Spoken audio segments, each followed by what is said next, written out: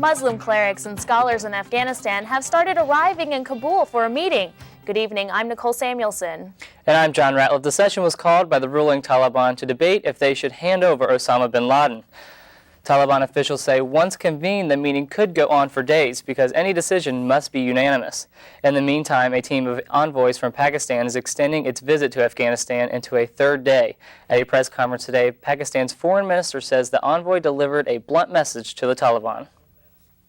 There is not just an effort on the part of U.S. leadership, but the world leadership, and I have seen also the UN Secretary General saying this, that nothing should be done which can create any cultural divides or any other lead to any other consequences which are not wanted. Basically, the war is against terrorism. There is no other description to it. And in that war, there is an international coalition, there is an international consensus, and Pakistan is part of this consensus. U.S. investigators believe Osama Bin Laden's organization is responsible for last week's terrorist attack. But how did Bin Laden bring his group to power? CNN's Alan Dodds-Frank takes a look at Bin Laden and his infamous terrorist organization. Osama Bin Laden may be the first trust-fund terrorist. He is one of about 50 children of Mohammed bin Laden, who built a $5 billion construction empire in Saudi Arabia before dying in a 1968 helicopter crash. Osama's inheritance, estimated to be in the tens of millions of dollars, became the seed money for a network of businesses. When he lived in Sudan in the early 1990s, he functioned like a venture capitalist, making money financing bakeries, banks, construction firms, farms, leather goods manufacturers, and trucking firms. One of the keys to unraveling this mystery, how is he financing his operations? And when we know the answer to that, we'll know a lot of answers to questions like, what is his real capability to terrorize the world? Bin Laden found his calling in the 1980s, joining the effort by the CIA and others to round up Muslim warriors to fight the Russians in Afghanistan. He was thought to have been a relatively junior person, mainly involved in support. Yes, wealthy and had some money and was spending it, but not one of the central figures at all. Working in part from Pakistan, Bin Laden set up a worldwide network of charitable foundations and recruiting offices. Those operations evolved into his current terrorist organization called Al-Qaeda, the Base, which Defense Secretary Donald Rumsfeld estimates has followers in more than 60 countries. Tracking Bin Laden's money also is difficult because many of his followers are believed to engage in crime, especially heroin smuggling from Afghanistan. Alan Dodds-Frank, CNN Financial News, New York. Israel is responding to a Palestinian ceasefire with a peace gesture of its own. The Israeli Defense Ministry says it has called a halt to offensive military operations against Palestinians. The move follows a Palestinian issuance of a unilateral ceasefire. Mike Hanna has more from Jerusalem. The most intense diplomatic pressure brought result. The strongest public commitment yet to a ceasefire from the Palestinian Authority president. Last night and again this morning, I have reiterated my orders to all my security commanders to act intensively in securing a ceasefire on all fronts and in every town and village. I also instructed them to exercise maximum self-restraint in the face of Israeli aggression and attacks. Within hours, the Israeli Prime Minister instructed Israeli forces to end all offensive operations. All this coming after a week of ongoing clashes, during which the US sent a series of increasingly strong messages that a truce must be declared, that the conflict is a major obstacle to forging an international coalition against terrorism. Observers are now hopeful that the messages have finally got through. I think we are at a new juncture, and that we are now, for the first time in a very long time, that we can move forward towards a new light at the end of the tunnel. The dramatic developments occurred as, amidst heightened security, Israelis celebrated the Jewish New Year. All Israeli government offices are closed, but Foreign Minister Shimon Peres has released a statement welcoming what he describes as Arafat's overall commitment to peace and the direct and clear order in his own voice to stop the violence. The wait now to see whether verbal commitments are implemented on the ground. But early indications are that after 12 months of violence, the tragic events in the United States may have brought about a turning point in the elusive search for peace in the Middle East. Mike Hanna, CNN, Jerusalem. Indiana travelers are adjusting to changes brought on by increased security at airports. Indianapolis International is included in the changes that are a result of last week's attacks. One change, only ticketed passengers can now go beyond the walk-through metal detectors. The Federal Aviation Administration has also banned curbside check-in of luggage. Expect all luggage and carry-on items to be searched. Airlines suggest passengers get to the airport at least 2 hours before their flights are scheduled to depart. Well, all travelers didn't have too good of a day. A little cloudy today outside. Right. It's been kind of a cloudy, grim day. It's kind of hazy outside right now, and right now it's cloudy, and we see possible T-storms for tonight. So it will all depend on what's coming up in the rest of the week if we're going to see sunny skies or more T-storms. All right, thank you, Katie. There's a new landmark on Ball State's campus. The structure, which simply states freedom, suddenly appeared last week as a memorial to the attacks on New York and Washington. Constructed by an unknown artist, it is a welcome addition to the university. Despite funds raised, the memorial is a quiet yet strong symbol of our support. If you know the artist of the structure, call NewsCenter 43 at 285-2727. Muncie Public Transportation is celebrating a milestone.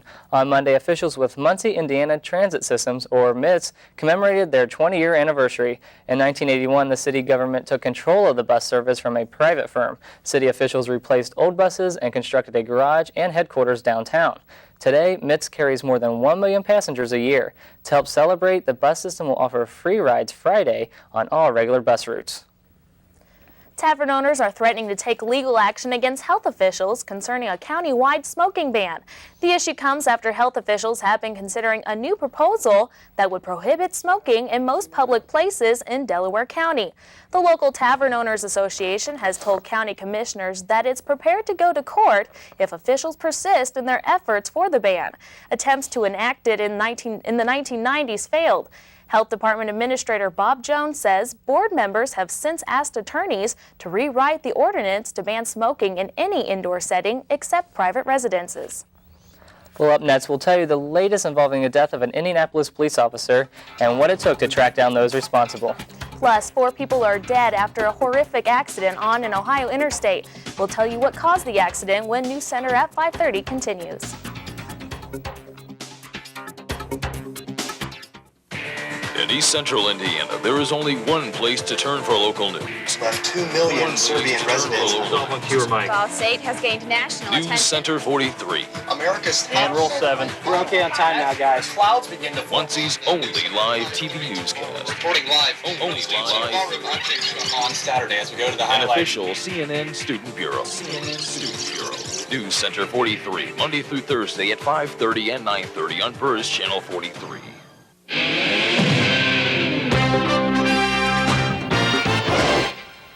An Indianapolis deputy is dead tonight after a routine traffic stop. Monday night, Indianapolis police were led on a car chase where gunfire was exchanged.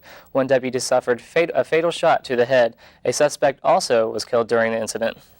As Julie Pursley reports, authorities were forced to use 3 SWAT teams, 4 armored cars, and a helicopter in arresting the remaining suspects. About 8 o'clock last night, police ended up here near 32nd and Keystone. They had been chasing a carload of suspects for more than 30 minutes. That's when Marion County Deputy Jason Baker radioed dispatch, saying he could no longer lead the chase. His windshield had been shot out, and he had lost most of the back window of his car as well because of the number of bullets sprayed. 24-year-old Deputy Baker was found shot in the head. He was pronounced dead within minutes. IPD patrolman Frank Wooten was grazed by a bullet. 2 other people in the area were shot. The suspects fled. SWAT teams on foot and in armored vehicles rolled in and locked down the neighborhood, evacuating some people, telling others to stay indoors. Police say the suspects fired shots throughout the night, even at a search helicopter. Around 3:30, police say they found one of the suspects dead with an AK-47 nearby. Apparently, at some point, he sustained at least one gunshot wound. Just before 7 this morning, police arrested 2 men trying to leave the search perimeter. Police say the passenger in the car, Michael Shannon, was wanted in connection with the shooting of Deputy Baker. The deputy asked who they were and where they were going, and he identified himself, which would take a lot of guts to do this morning. Anthony Carter is the other man taken into custody trying to leave the area. Police aren't sure if he was involved. Some 12 hours after it all began, people in the neighborhood were allowed to come outside, including the staff and kids at this Boys and Girls Club. And not being able to leave or go to your car or come out and see anything, it was real frightening. Been out here since about 10 o'clock last night, but it's worth it since they caught these bad guys. That was Julie Persley of CNN affiliate WCRH-TV Indianapolis. Well, Anderson is getting a new elementary school. That comes after school officials voted in favor of financing the project. No petitions against a $7.5 million bond issue were filed by yesterday's deadline. The new school is expected to cost about $14 million. The remaining costs will come from insurance proceeds for the 1999 fire that destroyed the former Anderson High School. The new school is expected to open for the start of the 2003-2004 school year. All 4 occupants of a speeding car were killed Monday in Columbus, Ohio. Police say 2 cars were driving down Interstate 71 at speeds over 100 miles per hour. 1 car lost control before it flipped and burst into flames. The 4 victims were badly burned, making immediate identification impossible. Police are still looking for the driver of the second car. 3 birds in southern Indiana's Floyd County have tested positive for the West Nile virus. This makes a total of 5 birds across the state infected with the virus since August 21st. The State Department of Health says no humans have contracted the virus in Indiana. Mosquitoes can spread the virus to humans if they bite an infected bird. New Albany city officials say decided to use chemicals to kill mosquito larvae in standing water to help combat the virus. So Katie, can we expect any sunshine later this week? Sunshine is a definite possibility, and I'll have more on that when we come back from the break.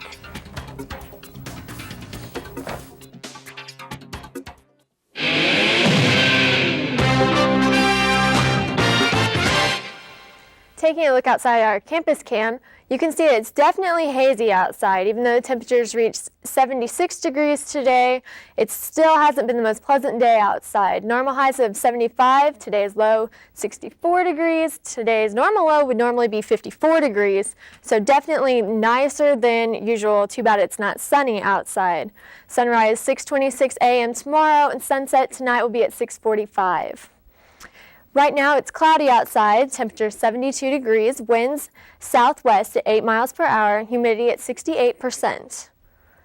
And with the satellite, you can see that there's a lot of cloud coverage here through the area, mainly in the Midwestern states of the United States.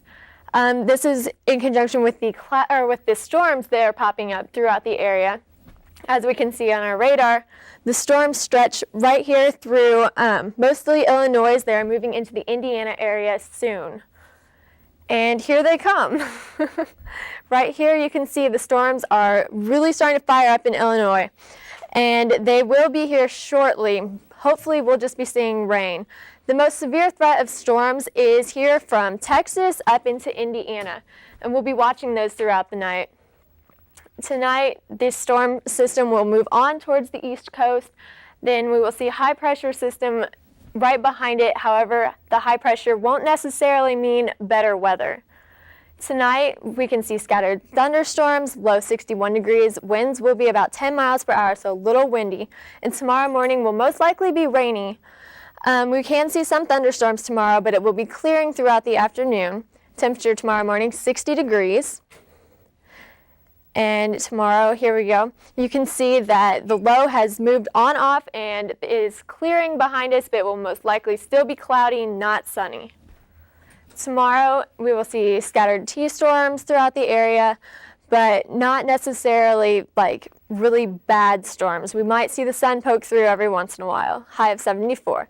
For the 3-day outlook, we see 73, 74 degrees, generally about 50 degrees for the low.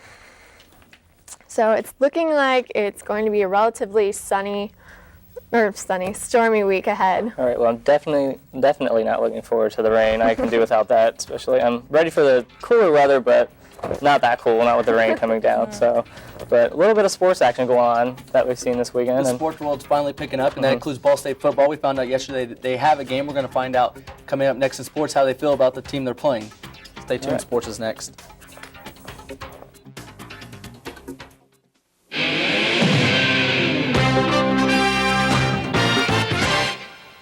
The Ball State football team hasn't had the season they expected yet, starting out 0-2 against teams and having this past weekend off.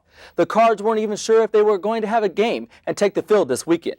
Well, thanks to Northern Iowa, there won't be a problem. The Cards definitely have a game this weekend, but a win may not be for sure. Northern Iowa has had 11 straight seasons with 7 wins or more. Whether it's Coach Bill Lynch or his son Billy, the Lynches have a lot of respect for the Panthers. This is a very good football team. And this football team is very, very similar to Western Illinois that we played a year ago. Very sound, know how to win. I mean, to win 7 games 12 straight years, their players are ingrained in winning. They don't know anything but winning. And so that's the kind of team we're going to play.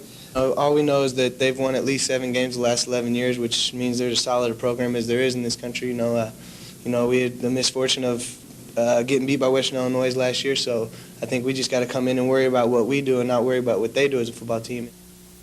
One side note for the game Saturday, Ball State's leading rusher last year is out for the game this weekend. Marcus Merriweather hurt his leg in the third quarter of the Kentucky game and is still sidelined by the injury.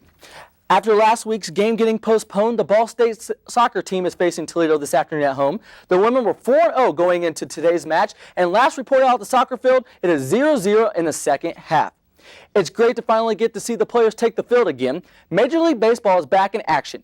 15 games are on tap tonight, highlighted by these games. The Cubs take on the Reds. The Cubbies are a game and a half back in the wild card race. The Braves look to keep their own 2.5 game lead over the Phillies when they play each other tonight.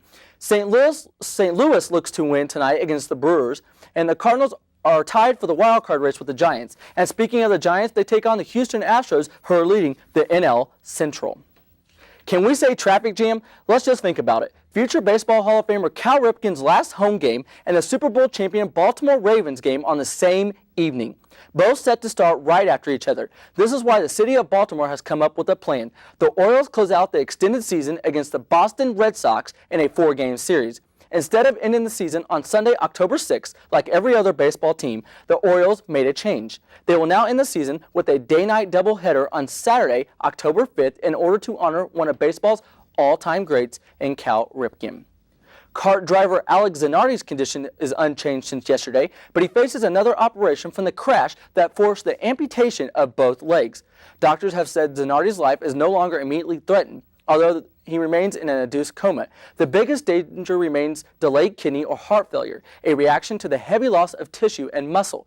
Zanardi, a 2-time kart champion and one of the circuit's most popular drivers, has a third operation tomorrow for fragments and infections. Dennis is at it again. Yes, former NBA star Dennis Rodman was charged Monday with 3 misdemeanors for speeding through the Newport Harbor in his 47-foot boat. Rodman was cited August 3rd for speeding in the pleasure boat he named Sexual Chocolate after the Orange County Sheriff Department said that its harbor patrol clocked him doing more than 20 miles per hour in a 5-mile-per-hour zone. Rodman was cited and released after he docked the boat at Josh Solcom's, a restaurant he co-owns. Obviously, Dennis Rodman just isn't ever going to grow up. He just can't seem to stay out of trouble, can he? No, he can't. It's good to see sports back, but I don't know if it's ever a good thing or a bad thing to see Rodman in the news. I never know which way to go on that one. So, all right, well, up next we'll show you what happens when 5,000 patriotic people get together in Minnesota. Plus, Katie Collins will have a final look at the forecast. Stay tuned.